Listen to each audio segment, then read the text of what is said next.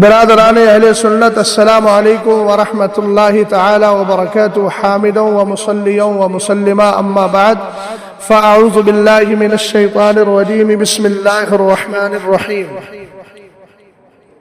النبی اولی بالمؤمنین من انفسہم وازواجہ امہاتہم، صدق اللہ العظیم۔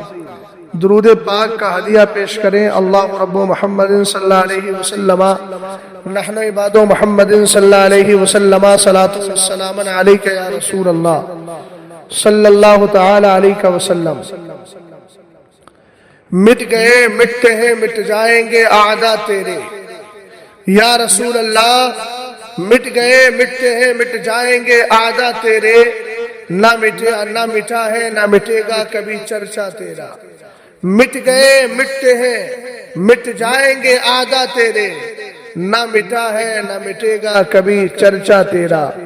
حضرت حسان بن ثابت رضی اللہ تعالی عنہ نے ارشاد فرمایا، فَإِنَّ أَبِي وَوَالِدَهُ وَعِرْضِي لِعِرْضِ مُحَمَّدٍ مِّنْكُمْ وِقَاء۔ اے کفار، یاد رکھو میں، میرے والد، میرے دادا، میری عزت، میرا وقار، سب کچھ حضور علیہ السلام کی عزت و وقار کے لیے ڈھال ہے، اور اللہ تعالی نے مصطفیٰ کریم علیہ السلام کو وہ عزت و وقار عطا فرمایا ہے کہ جس تک کفار کے یہ بدبودار اور گستاخانہ جملے کبھی چڑھ ہی نہیں سکتے۔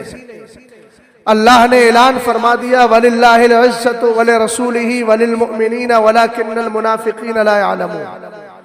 عزت اللہ کے لیے ہے، رسول اللہ کے لیے ہے، ایمان والوں کے لیے ہے، مگر ان منافقین کو پتہ نہیں۔ آقا کریم علیہ السلام سے ہمارا ایسا اسلامی اور شرعی رشتہ ہے کہ جس رشتے سے الحمدللہ کوئی مسلمان بغاوت کر ہی نہیں سکتا۔ امام اہل سنت اعلی حضرت فاضل بریلوی رضی اللہ تعالی عنہ نے اسی رشتہ محبت کا اظہار کرتے ہوئے کہا، جان ہے عشق مصطفیٰ، روز فضو کرے خدا، جس کو ہو درد کا مزہ نازے دوا اٹھائے کیوں۔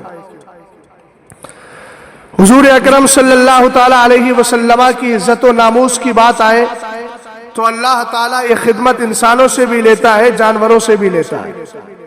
میرے نبی علیہ السلام کا کٹر کافر دشمن، جس کو زمانہ ابو لہب کہتا ہے، اسی کا بیٹا تھا لہب۔ روایت میں آتا ہے، کانا لہب ابن ابی لہب یسب النبی صلی اللہ تعالی علیہ وسلم۔ میرے نبی علیہ السلام کی شان میں ابو لہب کا بیٹا گستاخی کرتا تھا۔ سرکار علیہ السلام نے رب کی بارگاہ میں عرض کی، اللہم سلط علیہ کلبک، اے اللہ اس پر کسی کتے کو مسلط کر دے۔ ابو لہب کا بیٹا خرجا فی قافلۃ یرید الشام، ملک شام اپنے قافلے کے ساتھ جا رہا تھا۔ حضور اکرم صلی اللہ تعالی علیہ وسلم مکہ شریف میں موجود ہے، مگر میرے آقا علیہ السلام کا جو رعب ہے، حضور فرماتے ہیں، نصرت بالرعب، رعب کے ذریعے میری مدد کی گئی ہے۔ ایک مہینے کی مسافت اور دوری پر اگر کوئی شخص رہتا ہے اور حضور علیہ السلام اس سے اتنی دوری پر ہو تو حضور کا رعب اس کے دل میں ڈال دیا جاتا ہے، وہ حضور کی ہیبت سے کانپنے لگتا ہے۔ یہ کہنے لگا، انی اخاف محمد صلی اللہ تعالی علیہ وسلم، مجھے محمد عربی صلی اللہ علیہ وسلم کا خوف ستا رہا ہے۔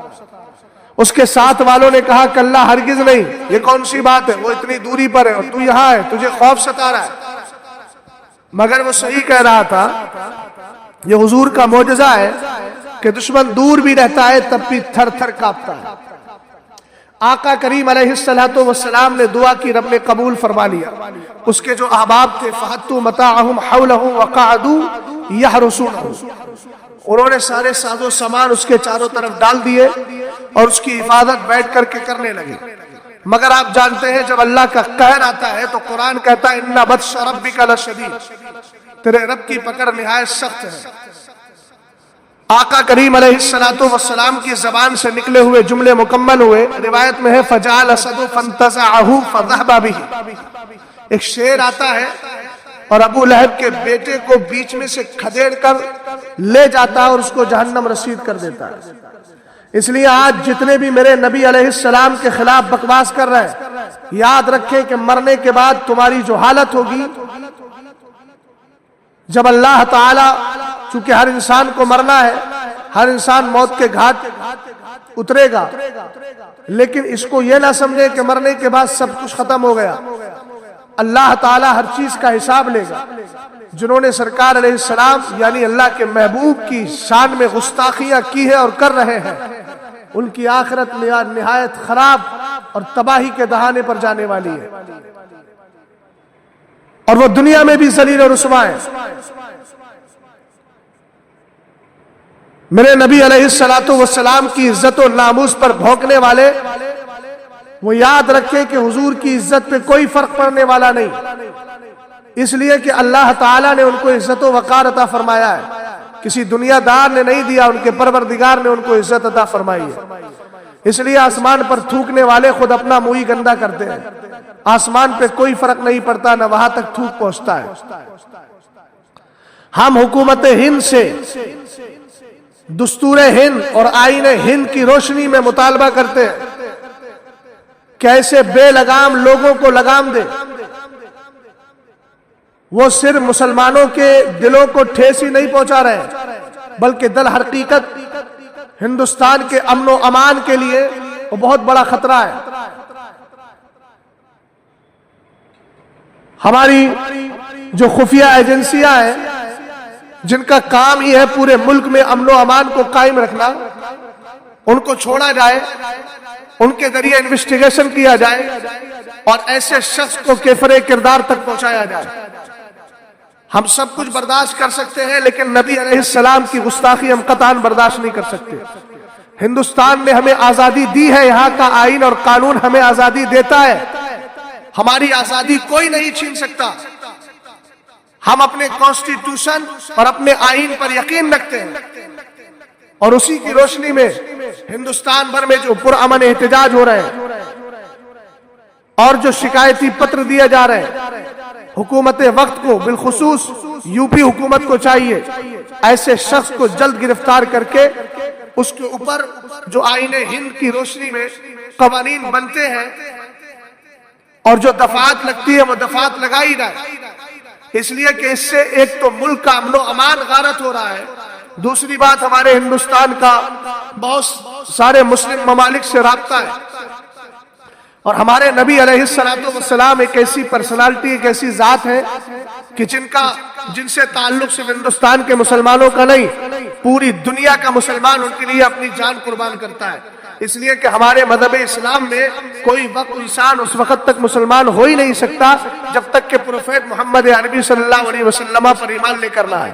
تو جو مسلمان ہے وہ حضرت محمد عربی صلی اللہ علیہ وسلم پر ایمان رکھتا ہے، تو اگر حضور کی شان میں توہین کی جائے گی اور سوشل میڈیا کے ذریعے یہ خبریں باہر پہنچیں گی، تو ہمارے ہندوستانی جو تعلقات ہیں ان میں کھٹاس اور ان کے اندر خرابی پیدا ہوگی۔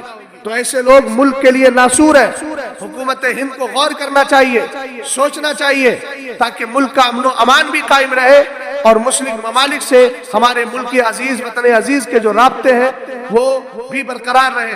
ہمیں امید ہے کہ ہماری اس آواز کو صدائے بازگشت نہیں سمجھا جائے گا، بلکہ ایسے مجرم کو کیفر کردار تک پہنچایا جائے گا۔ اسلام زندہ باد، مسلمان زین زندہ باد، ہندوستان زندہ باد۔ السلام علیکم ورحمۃ اللہ تعالی وبرکاتہ۔